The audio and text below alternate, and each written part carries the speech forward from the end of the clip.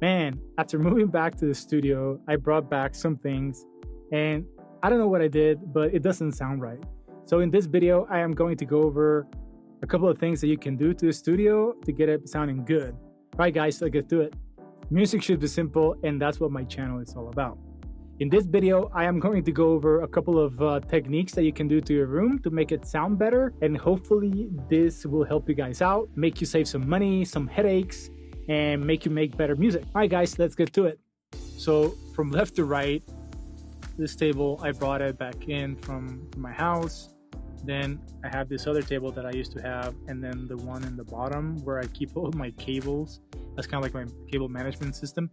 And here we have a lantern that I brought in. That I have to push away of the room once I start mixing because it rattles. Like it's, I don't know, it makes some really weird sounds.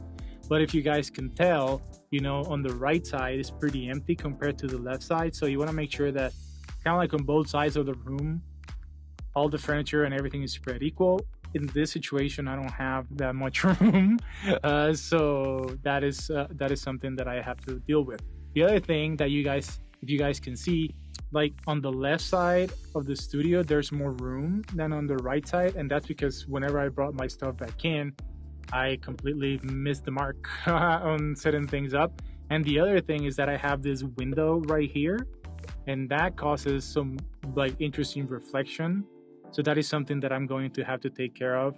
That is something that completely kills the vibe because it's not the same reflection from one side to the other. So the first thing that I did is I started measuring the room, just trying to understand the space that I'm in. Again, just to make sure that I had everything in order. I started moving furniture around, which I think it's something that you should do if you have more hands on deck, if you have someone helping you out. You probably want to move everything out and put it back into the room that you have, making sure that everything is symmetrical, you know, to your ears, and making sure that everything is sounding good.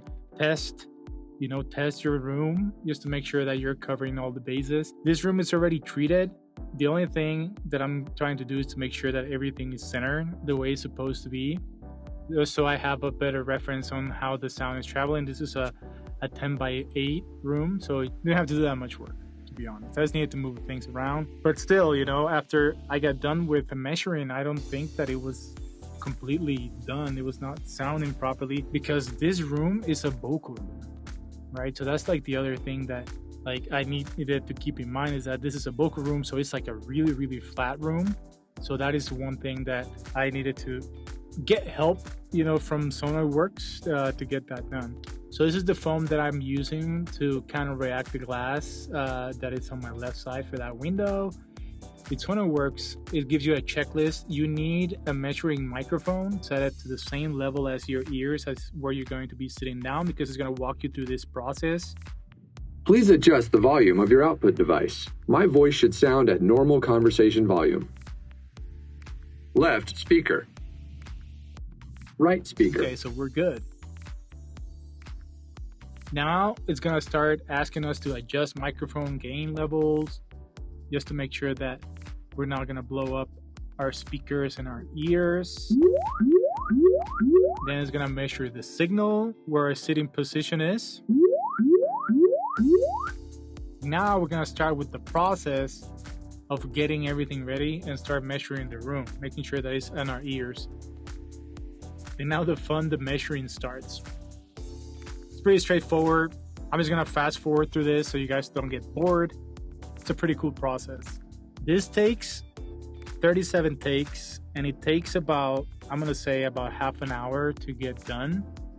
You should get earplugs to do this because it throws some really, really nasty sounds and it can hurt your ears, you know, and that's one of the things that we have to like take care of as music producers, is our ears. And that's why I'm doing this, so I can like get a better feel of the frequencies, right? If not, I'm just like shooting myself in the foot. And hopefully this is going to be something that is going to like take away all the bad frequencies that this room might have for my music production. So these are the waveforms of each speaker, what the microphones detected. As you guys can see, there's a little bit of a difference between the speakers on one side and the other one. I'm only assuming it's because of the furniture and that I don't have anything super even when it comes to what's on the right side and the left side of this room. And it's really cool to see the fact that they were able to like pick up this the sound frequencies from side to side. Now that we're done here, let's go and take a look at what they're suggesting it should sound like. So that's the curve that you should have to have a proper balanced studio. So the first one's gonna be like what they're suggesting. The other one's gonna be the one that before and after type of deal. So yeah, I mean, as you guys can see, you know, the lower end is where like things were getting really messed up. So it's kind of good to see that all that has been flattened out.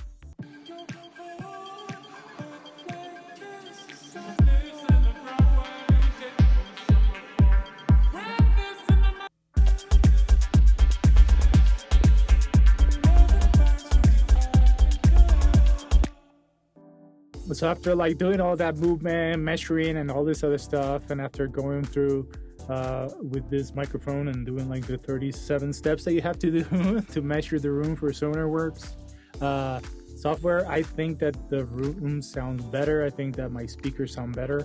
I think that my ears are going to be happy that we don't have to do that again. Please wear earplugs, because it does really, it throws out some really weird frequencies out there that you don't want to mess around with. The other thing, you need one of these ones. You can get some from like Behringer or something that are cheaper, on the cheaper side. You don't have to get the one that Sonarworks suggests, but you can get them with the bundle, and that might help yourself save some money. So I think the room sounds really good. I'm happy with the results. Sadly, I'm not gonna show that to you guys because I don't have the proper microphones to show you the actual room sound. And if I just show you like a clip from my computer, it's not gonna make sense to you guys. But if you really enjoyed my channel, please, here are some other videos that you can check out. Also, click the bell, hit subscribe so you can get more videos from me. Like now I'm doing some live feeds, some live streams on my Facebook fan page, so you might want to check those out if you're into that at noon on Wednesdays, or if you have some free time. All right, guys, have a good rest of your day. Bye.